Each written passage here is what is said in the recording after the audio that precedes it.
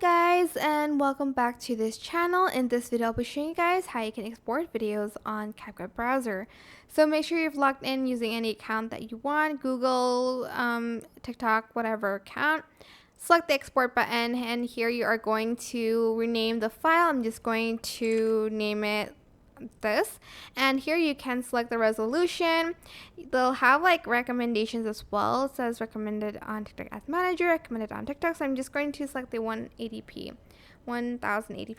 You also have advanced settings where here you can change the FPS, the format as well, and the recommended quality. Select the highlight quality if you want, and then you're just going to select export, and it's going to take a while to export because I did select the high resolution one. Now once it's done, you're just going to select the see details button, or you're just going to press, actually you don't have to, you're just going to select the downloads button here, and it's going to be downloaded in your browser. Start download and it will be downloaded, and you're just going to have it in your downloads file, or you can upload it straight to TikTok here. Make sure you've logged into your TikTok account first though. And yeah, that is basically it. Super simple. I hope this tutorial was helpful for you guys. Don't forget to like, comment, share, and also subscribe to this channel if you haven't done that already.